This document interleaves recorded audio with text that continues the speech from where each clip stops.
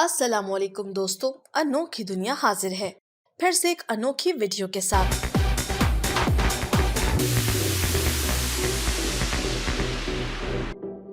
دوستو، مئی 1901 کے ایک دن فرانس کے شہر پیرس کے اٹارنی جنرل کو ایک بہت ہی عجیب و غریب خط موصول ہوا۔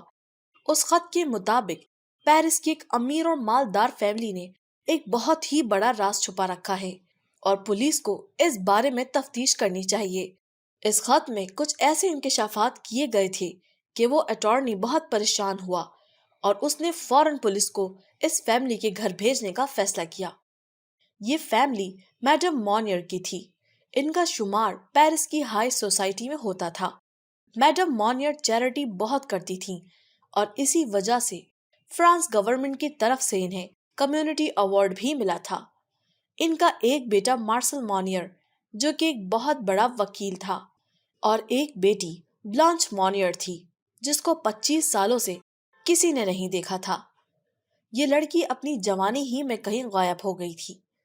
کسی نے کبھی اس پر دھیان ہی نہیں دیا کہ یہ لڑکی اچانک کہاں چلی گئی۔ وہاں پولیس میڈم مونیر کی عالی شان گھر پر پہنچ گئی۔ انہوں نے اس خط کی بنیاد پر ان کے گھر کی تلاشی لینا شروع کر دی۔ ویسے تو وہاں پولیس کو ہر چیز نارمل لگی، لیکن سیڑھیوں کے پاس آتے ہی پولیس کو ایک عجیب سی بدبو محسوس ہوئی۔ یہ بدبو فرسٹ فلور کے ایک روم سے آ رہی تھی جس کا دروازہ بند تھا۔ پولیس کو لگا یہاں کچھ گڑبڑ ہے اور انہوں نے فوراً اس دروازے کا تالا توڑنے کا فیصلہ کیا۔ جیسے ہی دروازہ کھولا گیا، پولیس کے ہوش اڑ گئے۔ وہاں انہوں نے ایسا منظر دیکھا جو کبھی نہیں دیکھا تھا۔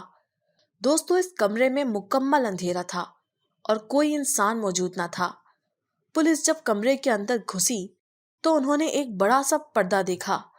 اس پردے کے پیچھے ایک کھڑکی تھی اور اس کھڑکی سے بہت ہی بری بدبو آ رہی تھی۔ پولیس نے فوراً اس کھڑکی کو توڑ دیا۔ پھر جو انہوں نے وہاں منظر دیکھا وہ ناقابل یقین تھا۔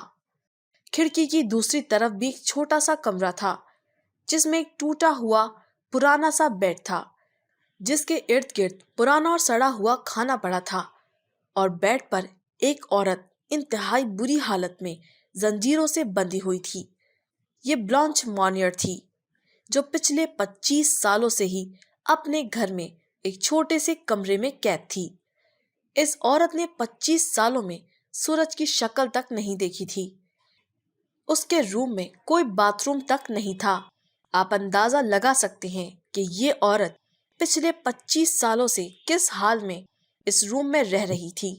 اس جگہ اتنی بدبو تھی کہ پولیس کے لیے یہاں کچھ منٹ بھی رکنا مشکل تھا۔ بلانچ مونیر کو فوراً ہاسپٹل پہنچایا گیا اور اس کی ماں اور بھائی کو گرفتار کر لیا گیا۔ بلانچ کا ویٹ اس وقت صرف 27 کلو تھا۔ 25 سال اس حال میں اس کا زندہ رہنا قدرت کا کرشمہ تھا۔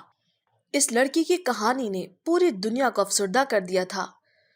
دوستو، 1876 میں جب بلانچ 25 سال کی تھی، وہ ایک لائر سے شادی کرنا چاہتی تھی، لیکن اس کی ماں جو کافی امیر تھی اس کو یہ بات پسند نہیں آئی۔ اس نے بلانچ سے کہا تھا کہ یہ آدمی اتنا نہیں کماتا، اس سے تمہاری شادی نہیں ہو سکتی۔ پر بلانچ اپنی ضد پر قائم تھی۔ اپنی بیٹی کی پرواہ نہ کرتے ہوئے اس ظالم عورت نے اپنی بیٹی کو ایک چھوٹے سے کمرے میں قید کر دیا جب تک یہ اس کی بات نہ مان جائے۔ دوستو، کئی دن، مہینے، یہاں تک کہ سال بھی گزر گئے۔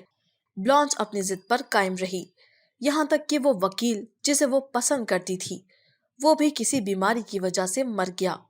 لیکن اس ظالم عورت نے اس کو اسی کمرے میں قید رکھا جہاں کوئی واش روم بھی نہ تھا۔ اس روم میں بلانچ کے ساتھ ہی بس چوہے اور کیڑے مکوڑے ہی تھے۔ اس دوران بلانچ کی فیملی میں سے کسی نے بھی اس کی مدد نہ کی، نہ اس کے بھائی نے اور نہ ہی اس کے ملازم نے۔ بلانچ نے 25 سالوں تک روشنی نہیں دیکھی۔ اس کی حالت اتنی خراب تھی کہ اس کا زندہ بچ جانا ایک معجزہ تھا۔ دوستو، وہ خط کس نے لکھا، کس طرح سے یہ خبر مونیر فیملی سے باہر نکلی، یہ کسی کو نہیں پتا، لیکن یہ خبر پورے فرانس میں ایک آگ کی طرح پھیل گئی تھی کہ ایک ماں نے اپنی ہی بیٹی کو ایسی غیر انسانی حالت میں قید رکھا۔